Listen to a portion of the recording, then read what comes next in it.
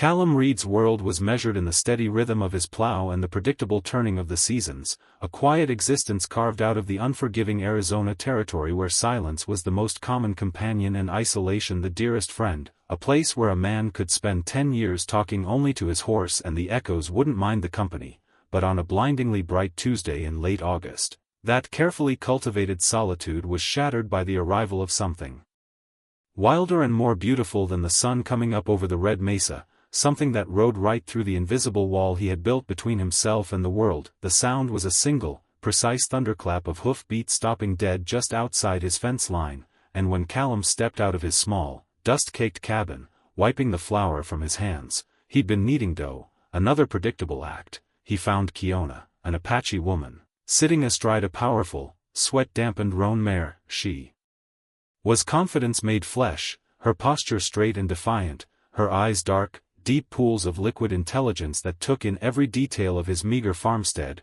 the rickety corral, the peeling paint of the barn, the nervous twitch of his own hands, in a single, unwavering glance, and he knew instantly that she was from a world infinitely vaster and more dangerous than his own 10 acres of stubborn soil.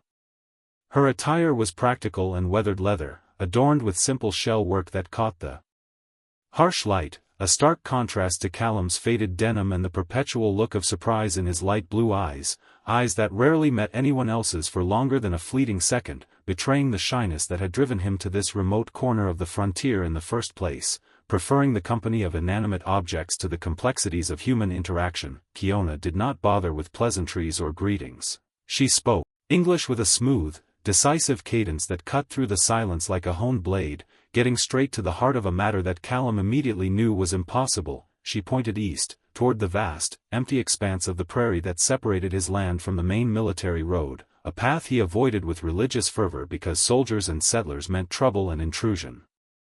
"I need safe passage," she stated, her voice carrying a gravity that belied her youth. "My people, 7 women and 4 children, are hidden 3 miles from here, in the Box Canyon. We are moving south, toward the Sierra Madre, but the patrols are too thick on the main trail, and they watch the river." Callum felt a cold knot tighten in his stomach, a familiar sensation born of self-preservation and fear of involvement. His greatest fear was not drought or bandits, but the attention of the U.S. cavalry, whose justice was swift and often indiscriminate when dealing with anyone harboring Apache runaways, a crime that carried the penalty of a rope and a hasty grave. "I can't," he managed, his voice cracking like dry wood. "This is my land, but the law, the soldiers would hang me. They look for any excuse to burn out a lone settler, especially one close to the reservation line." Kiona merely shifted in her saddle, the movement one of coiled energy, her gaze softening slightly, not out of pity, but strategic assessment, as if calculating the exact angle needed to penetrate his protective shell. "The law you speak of forces us to walk hundreds of miles from our home, starving our elders and separating our families," she countered, her tone sharp but controlled. "Your law has no meaning to me. What I ask for is human choice. I need you to lead us through the Whispering Gap, a narrow pass you use for your sheep, the one the soldiers don't know, and provide us with enough grain to last 2 weeks." This was the impossible choice, to stand by the law that guaranteed his lonely safety, or to commit a treasonous act of humanity that would unite his insignificant world with the epic, life-and-death struggle of her entire people, risking everything he had built on this desolate patch of earth. He looked past her, toward the distant, shimmering heat haze that concealed the immediate danger, and then back at Kiona, who remained utterly still, waiting for the decision that would either condemn her small group to capture and forced relocation or grant them a fleeting chance at freedom. The silence between them stretched into a tangible thing, heavy with the weight of 2 fundamentally opposed worlds colliding, Callum's measured, predictable world of quiet farming versus Kiona's ancient, vast world of nomadic survival, and the only bridge between them was the single, precarious choice he was being asked to make. He thought of his father's final words, mumbled on a deathbed years ago, urging him to always keep his head down and his business small, never draw attention, never interfere, advice that had kept Callum alive but had also made him a stranger to courage and a prisoner of his own timidity. But looking into Kiona's unwavering eyes, eyes that held the history of mountains and the fierce dignity of a people who refused to break, Callum saw a reflection of the man he was, small, scared, and ultimately irrelevant, and the man he desperately wished to be. He hesitated for a full minute, calculating the risks, the certain reprisal, the loss of his farm, the end of his life as he knew it, but then, a strange clarity settled over him, the realization that a life lived entirely in fear of losing it was no life at all, just a prolonged waiting. He sighed, the sound a mixture of resignation and a hesitant acceptance of destiny, and nodded once, a movement almost imperceptible, yet it was the largest gesture he had ever made in his life, tearing down the protective walls he had spent 2 decades building.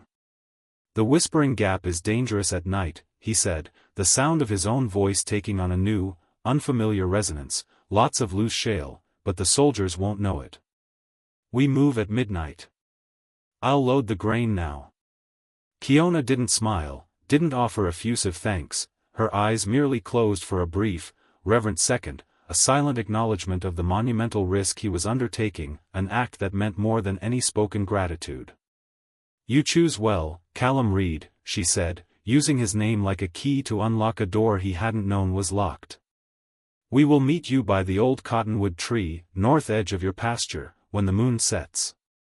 Over the next few hours, working under the guise of ordinary chores, Callum loaded his best pack mule with bags of wheat and dried beans, reserving only enough food to sustain himself for a few weeks, knowing that a deeper commitment had been made than just providing supplies. He was offering his entire future as collateral for their freedom. As darkness fell, a new kind of tension settled over the farm, one that was not born of loneliness, but of shared, immediate danger. He found himself thinking about Kiona, not as an Apache, or an enemy, or a runner, but as a person, confident, intelligent, and carrying a burden of responsibility he could barely comprehend. She challenged his deep-seated notion of courage, which he always associated with violence or brute strength. Kiona's courage was quieter, rooted in conviction and the defense of her loved ones, a courage born of necessity, not ego. He remembered a moment earlier when she had dismounted to check her mare's shoe, and he'd noticed a faint, jagged scar running across her forearm, a mark of some old, harsh injury, and for the first time, he saw her vulnerability, a reminder that the confidence she projected was not arrogance but a necessary shield against a hostile world. He, in turn, felt a strange, terrifying need to reveal his own quiet truths to her, to explain that his shyness was not contempt for others but a simple inability to manage the noise of the world. But there was no time for confessions, only actions. When he led the mule out toward the cottonwood tree, the moon was already dipping below the western ridge, plunging the prairie into deep shadow.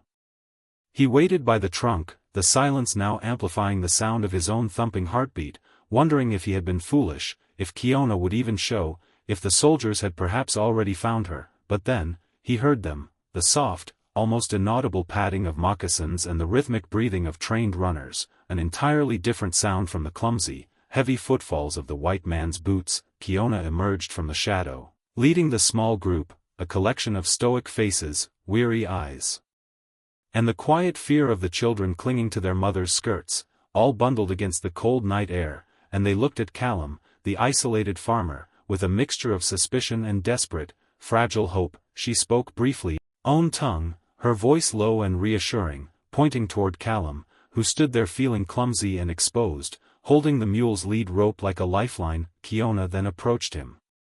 The soldiers were closer than we thought, she whispered, her breath misting in the cool air. A patrol passed our hiding spot just as the sun set. We must move now, and quickly. If we reach the gap before dawn, we have a chance. As they started moving, Callum leading the way, Kiona walked beside him, her presence a silent, steady anchor in the churning sea of his fear. The gap was truly treacherous, a winding, rock-strewn cut through the hills, so narrow in places that the mule had to turn sideways to pass, but Callum went instantly rigid, her eyes darting to Callum. They're on the lower trail, she breathed, indicating the main road that lay several hundred yards below their position. They must have found our tracks near the river. This was the moment of climax, the terrible point of no return. Callum, the man who had always chosen retreat, the man defined by his shyness and fear, felt a sudden, fierce protectiveness rise up within him, not just for Kiona, but for the quiet, fragile hope of the women and children behind her. He realized that the impossibility of her request had never been about the physical danger. It had been about the moral distance he had to travel from his life of isolation to a life of committed action. He looked at Kiona, at the trust shining in her eyes, a trust he had earned not through great deeds, but through the simple act of showing up, and he made his final choice, not with hesitation, but with a clarity that shocked even himself. He pushed the mule and the others back into the deepest shadows beneath an overhang of rock. The lower trail winds past an old mine shaft, just a quarter mile from here, he whispered urgently. I can draw them off. They'll follow the white man's horse. I'll make sure they think I'm the one trying to run. Kiona caught his arm, her fingers surprisingly strong. Callum, no. They won't just capture you, they'll assume you're a spy or a deserter. You'll be killed.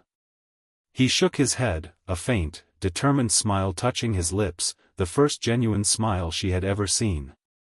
If I go back to my farm now, I'll be safe, but I'll be empty. If I do this, I'll be a man who finally decided to live. My horse, Dusty, knows the trails better than I do. He'll make it look like a real chase. Without waiting for her argument, he grabbed his old saddle, quickly transferred it to his horse, and mounted, giving Kiona a brief, meaningful look that conveyed the end of his old self and the birth of something new. You continue through the gap. Keep going south. Don't stop until you reach the Sierra Madre. Then, he spurred Dusty out onto the shale, immediately making his horse pound the ground to create noise and draw attention, galloping at breakneck speed down toward the lower trail, the direction that would lead the soldiers away from the Whispering Gap. The sound of his horse's furious canter echoed back, quickly followed by a shout and the distinctive, organized gallop of the cavalry patrol changing direction, taking the bait, convinced they had caught the solitary figure trying to escape.